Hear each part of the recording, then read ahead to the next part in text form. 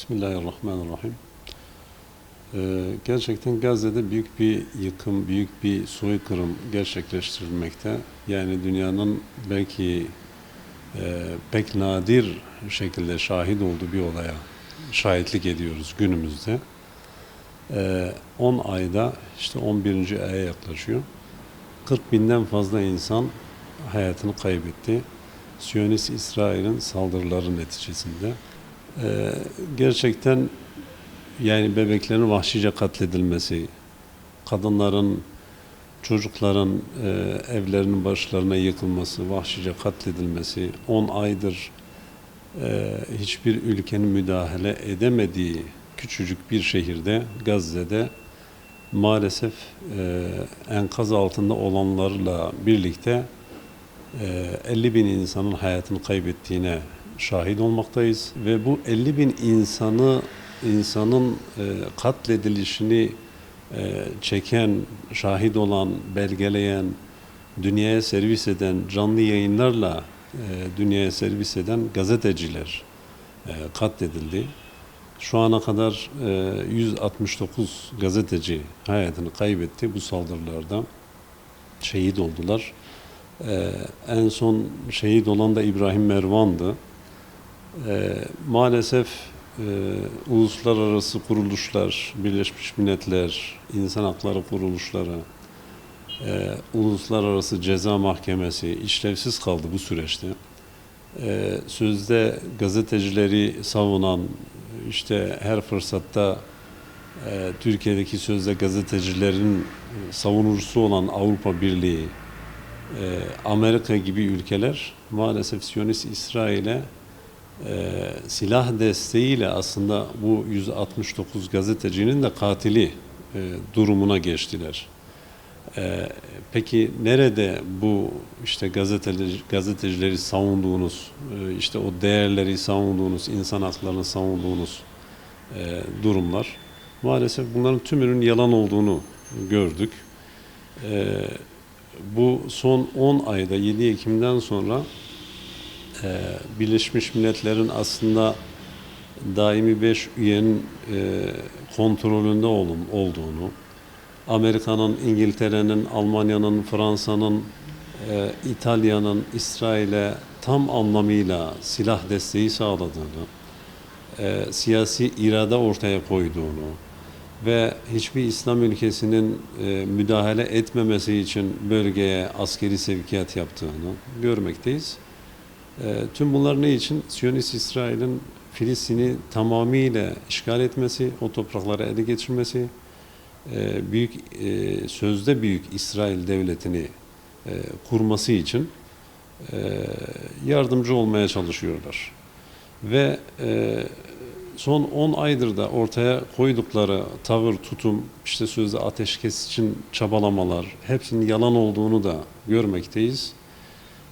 Amerika'nın sözde işte barış için, sözde ateşkes antlaşmaları için devreye girdiğini, ancak tüm bu girişimlerin aslında Siyonist İsrail'e zaman kazandırmak olduğunu, Gazze'de sivil katliamların devam etmesini, işte Gazze'nin topraklarının tamamıyla işgal edilmesi için aslında Siyonist İsrail'e bir zaman kazandırma olduğunu da görmekteyiz.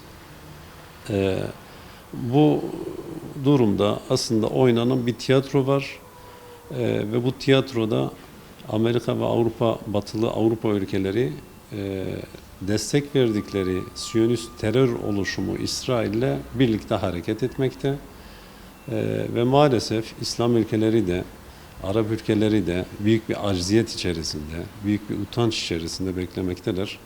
Bırakın Avrupa ülkelerinin Siyonist İsrail'e silah desteği sağladığı gibi bir silah desteği sağlamayı, Gazze'ye Refah üzerinden yardım tırlarını dahi içeri sokamadılar. Ve maalesef şu anda Gazze'de büyük bir açlık var, büyük bir yıkım var. Hastaneler yıkıldı, camiler yıkıldı, okullar yıkıldı. Bebeklerin, çocukların bedenleri parçalandı. Halen maalesef hiçbir İslam ülkesi müdahale etmiş değil. Buradan tüm İslam ülkelerine seslenmek gerekiyor. İslam ülkelerinin artık bir araya gelmeli, bir araya toplanmalı, güçlerini birleştirmeli. Nasıl ki sürekli dile getirilen işte Birleşmiş Milletler'in işlevsiz olduğu dile getiriliyor. Artık İslam ülkelerinin de kendi NATO gücünü kurması gerektiği, Birleşmiş Milletler gibi bir kurumunu oluşturması gerektiği ve Amerika'ya, Avrupa'ya karşı artık siyasi irade sergileyebilecek bir potansiyel taşımaları gerektiğin zamanı gelmiştir. Yoksa Gazze ölür, sonrasında Lübnan, ardından Suriye, ardından Türkiye, İran sırasıyla bütün İslam ülkeleri işgal edilir. Bu bakımdan Müslümanların teyakkuzda olması gerekir. İslam ülkelerinin birlik içerisinde hareket etmesi gerekir. Ve bu soykırımın durdurulması için de ne gerekiyorsa ortaya konmalıdır diye düşünüyorum. 170 tane gazeteci meslektaşımız şehit oldu. Bakın biz zor bir meslek yapıyoruz. Mesleğimiz zor. Gazetecilik çok zor bir meslek. Vatandaş, millet ne yapıyor? Bize çok basit haberlerini, programları, televizyonlarda izliyorlar. Hayır kardeşim. Bugün savaş bölgesinde 170 tane gazetecinin ölmesi ne demek biliyor musunuz? Bize engel olursunuz. Bize hedefler kuruyorsunuz. Burada gazetecilerimiz şehit olmasın. Bırak işimizi yapalım. Bırakın işimizi yapalım. O yüzden ben şunu söylüyorum. Ey İsrail, bırak artık peşimizi. Gazetecilere öldürme. Gazeteciler orada işlerini yapsınlar. Gazeteciler orada ne gerekiyorsa haberlerini yapsınlar.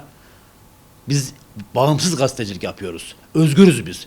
Özgür gazetecilik çok önemlidir. Medyayı susturmaya çalışıyorlar. Gazetecileri öldürerek ekranları karartmaya çalışıyorlar. Oradaki zulmü, oradaki vahşeti göstermek istemiyorlar. Ama göstermezsen Allah'ın da bir hesabı var. Geçmişte yaşanmış örnekler var. Dünya Savaşı'ndan örneklerimiz var. Bu kadar gazetecimiz orada ölmedi. Biliyorum rakamlarımız çok düşük rakamlar. 17, 20, 30, 40, 50 hiç fark etmez. Geçmişte savaşlarda görükmüştür. Onlar da kazalardan ölmüştür genellikle. Ama dön bu tarafa bugün 170 tane gazetecinin orada ölmesi ne demek biliyor musunuz? Bizi karartmaya gidiyorlar. Bizi çektirmiyorlar. Orada görüntü aldırmıyorlar. Bu manada ne yapacağız? Biz biraz önce de söyledim, tekrarlıyorum. Biz bir ölürüz, bin diriliriz. Bizim meslektaşlarımız ortaya canını koyuyor. Bizim elimizde silahımız yok. Yok. Mermi sıkacak elimizde bir şey yok. Ondan dolayı bizim mermimiz, silahımız, kameramız, mikrofonumuz. Nasıl bugün bu mikrofonu tutuyorsa orada da koşturuyoruz. Haber yapalım. Türkiye, dünya bu haberleri izlesin. Bakın burada bir vahşet var. Burada bir zulüm var. Bu zulümü nasıl duyuracağız biz? Gerekirse ölerek de olsa o haberi yapacağız. Bizi susturamazlar. Bizi karaltamazlar. Bizi öldürmekle bitiremezler. Dediğim gibi biz bir ölürüz, bin diriliriz. Bizi ölmekle bitiremezsiniz. Biz bitmeyiz.